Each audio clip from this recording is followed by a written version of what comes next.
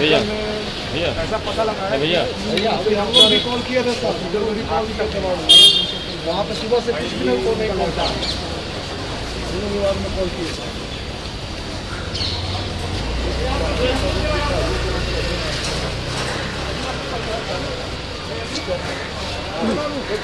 अरुण जी को बुलाओ, इनके पापा टीचर है, फादर है सर, इनके ये बेटा, ये इनके ठीक है। बहुत टाइम हो गया, पापा कह रहे हैं कि मुझे यहाँ से निकालो, सही ट्रीटमेंट नहीं हो रहा है, उनका ऑक्सीजन गलत बताया जा रहा है, रिपोर्ट भी गलत बताया गलत आया है। एज लिखाया गया है 52, अब यहाँ 67 है, 70 है उनको ऑक्सीजन लेवल और रिपोर्ट में बताया जा रहा है 99। हम लोग चेक कर रहे हैं तो बता रहा है 67 ऑक्सीजन लेवल। उनका गड़बड़ है। जो जान बचने वाली है, जो जान बचने वाली है, वो भी नहीं बचाई जा रही है। आप क्या चाहते हैं? उनकी लापरवाही, बस प्रॉपर इलाज चाहते हैं हम। अगर डॉक्टर ले रहे हैं जिम्मेदारी तो उनको कीजिए, अब जब विजिट ही नहीं करेंगे तो कैसे होगा। कहाँ से हैं आप लोग? हम वैशाली जिला से, मेरे पापा जो हैं वो टीचर हैं। ये बिहार सरकार में कोऑर्डिनेटर हैं इनके पापा, एग्रीकल्चर कोऑर्डिनेटर। क्या दिक्कत आ रही है? एडमिट है उस पे, और कोई मीनिंग नहीं यहाँ पर, मीनिंग नहीं, बेचैनी जैसा बोल रहे हैं कि है, और वो इलाज चल रहा है उनका? जी इलाज हो रहा है अभी, पर लेकिन आप आश्वस्त है इलाज जो चल रहा है? नहीं, आश्वस्त तो नहीं है, तो बोल रहे हैं पापा कि कोई डॉक्टर वगैरह नहीं आ रहे हैं खास, मतलब कोई डॉक्टर, तो पापा तो ये कोऑर्डिनेटर हैं अब भी, एग्रीकल्चर कोऑर्डिनेटर। दवाई देता कोई देता है कैसे हो? इस तरह की समस्या क्यों आ रही है?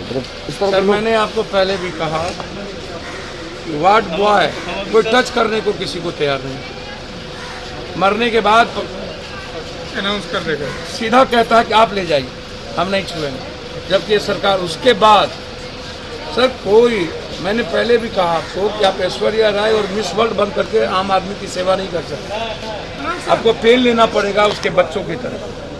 सर कोई मतलब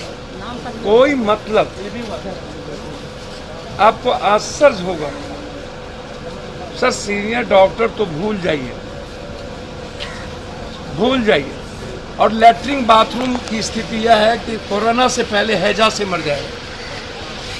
सर बेड पर जो सीनियर सिटीजन है उसको कोई उसका लैट्रिन बाथरूम साफ करने वाला नहीं है। सर सुई देने को कोई तैयार नहीं है। मैंने पहले कहा कि बीएमसीएच को ऑटोनोमस बॉडी बनाओ, कंप्लीट ऑटोनोमस करो आईजीएमएस और एम्स की तरह। एनएमसीएच तो किसी को ज्यादा ही नहीं चाहिए, मैंने कहा वो मौत का कुआं है, और वहां पर जल्लाद लोग बैठे हैं मारने के लिए पहले से, और सरकार ने तो शमशान को सजा दिया है दुल्हन की तरह। आप जाइए, अब तो कल से ये बात हो गई, लाइन लगने की जरूरत नहीं है, पहले से ही तैयार है, पहले से तैयार है। आप जाइए, अपने बाप को अपने बेटे को वहां जाकर के मार दीजिए, जला दीजिए, इससे ज्यादा मैं नहीं कह सकता हूं कुछ। जाइए और अपने बाप को जलाइए, अपने बेटे को जलाइए, अपनी माँ को जलाइए, बस जलाइए।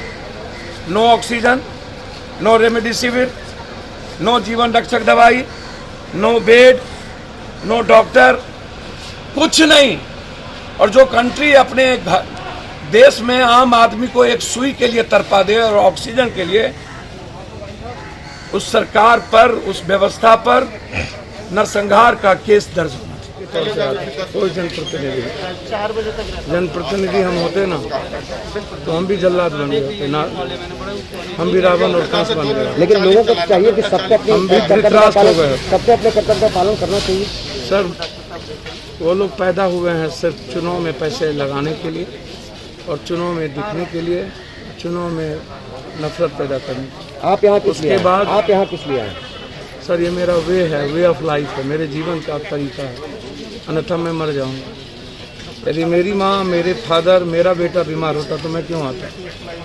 मेरे लिए ये मेरी फीलिंग है, ये मेरे अपने हैं, और मुझे इनके लिए जीना है। तो ये पपी आदत अंदर में पेशेंट है जो अस्पताल में एडमिट है, जिनकी मौत से जूझ रहे हैं, कल शिकायत लेकर वो पपी आदत के पास पहुँचते हैं, जिसके पास एक ऑक्सीजन न हो लोगों की जिंदगी बचाने के लिए।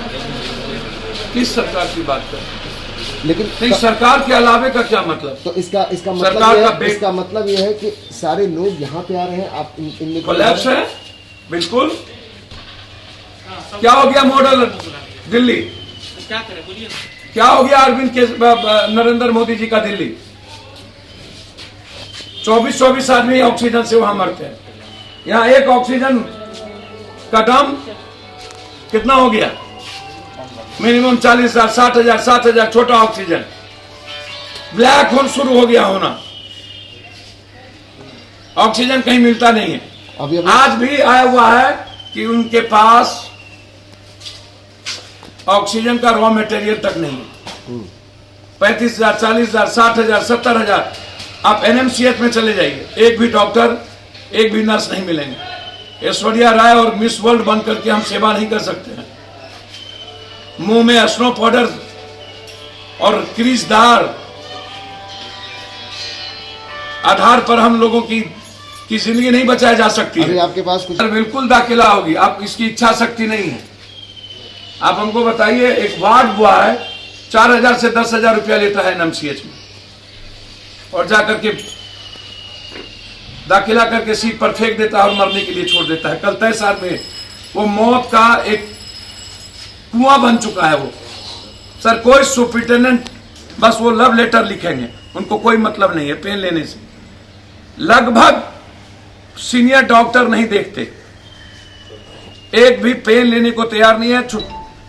अन्य कर्मचारी ने क्या किया है, अन्य कुछ डॉक्टरों ने क्या किया है, आरएमडीसीआर की रिपोर्ट लगा दिया है कि मैं पॉजिटिव हो गया, मैं फीवर में हूं, मैं बीमार। जैसे नेताओं ने लिख दिया है मैं फीवर में हूं, पॉजिटिव हूं, खांसी सर्दी है। उसी तरह हालात ये हैं कि प्राइवेट हॉस्पिटल में ऑक्सीजन किसी के पास नहीं है। लगभग ये उड़ियन से आए हैं, उड़ियन से। कल से इनका हस्बैंड परेशान है, ऑक्सीजन नहीं है। वो सीधा कहा है, रात में उन्होंने सबको निकाल दिया। उसके बावजूद बाईपास में अन्य जगहों पर बगैर ऑक्सीजन के कहता ऑक्सीजन है, भर्ती कर देता है, सिलेंडर खड़ा करके मुंह में लगा देता है, ऑक्सीजन नहीं होती है और लोग मर जाते हैं। दैनिक भास्कर के क्राइम के रिपोर्टर चीफ शशि जी, उनके रिश्तेदार को मार दिया सवेरा प्रयास हॉस्पिटल। 302 का मुकदमा लगना चाहिए। एक आर्मी मैन जो कल हमको एनएमसीएच में मिले, पहले पारस फिर न्यू सेंट्रल, वहां 2 लाख रुपया लिया और वहां पर उसके हस्बैंड की स्थिति बुरी। जब हम गए बहुत रेलवे हॉस्पिटल जस्ट पटना के पश्चिम 2 भाई की लाश, एक भाई आज अखबार भी छापा है सब लोगों ने, एक भाई कोरोना से डेथ कर गया, दूसरा भाई देख करके हार्ट अटैक कर गया, वो नीचे गिर गया। जो काम सरकार और सिस्टम को करना चाहिए वो पप्पू यादव को करना पड़ रहा है। सर सरकार का क्या मतलब? साल भर से सरकार क्या कर रही थी? डबल ट्रिपल ऑक्सीजन, जब इतनी बड़ी महामारी की उनकी आशंका थी, और जब हम आज कह रहे हैं कि मई में 2 लाख से 5 लाख 10 लाख की स्थिति होगी, और कोमर रोकने वाली बात, जब मौत का तांडव और मौत से पहले सजा दिया गया हो शमशान में लकड़ी बिछा करके कि किसी को लाइन में ना लगना पड़े, आए और मौत पे डाल दो। मतलब मौत का तस्वीर देखने के लिए सरकार है, मौत का नंगा नाच। इस स्वास्थ्य विभाग को आप पर 302 का मुकदमा होना चाहिए।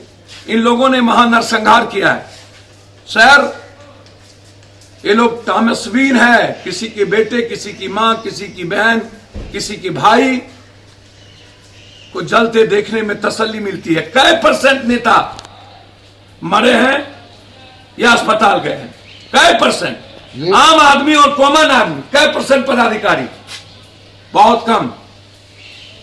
लेकिन मिडिल क्लास की स्थिति, पूरा हॉस्पिटल फुल, बेड कहीं नहीं, वेंटिलेटर नहीं मिलता। परसों एक हॉस्पिटल है, रात में हमें किसी ने ट्वीट किया, बहुत बड़े आदमी, सत्यम हॉस्पिटल गए, वहां पर एक 35 साल का लड़का जो जीएब है अफकॉन में, वो जिंदगी मौत से जूझ रहा, उसके पास वेंटिलेटर नहीं। रात के 2 बजे हमें वेंटिलेटर खरीदना पड़ा, लाना पड़ा, और ला करके उसको देना पड़ा, तो जिंदगी उसकी सर्वाइव हुई नहीं तो आधे घंटे में वो डेथ कर गया। तो जहां वेंटिलेटर नहीं, और तो और एडमिट होने के लिए एक एम्बुलेंस वाला एक जगह से दूसरा जगह 12,000, दूसरा जगह 12,000, तीसरा जगह 12,000, यदि 4 जगह गए तो 12 के 48,000। मतलब जान भी गई, धन भी गई और ईमान भी गई। कंप्लीट फैमिली को बर्बाद हो चुका है सर। डर का वातावरण है और जो व्यवस्था इस सरकार को आज ये बहाल करेंगे किसी चीजों पर, ये पहले क्यों नहीं? पहले ये क्यों? हमेशा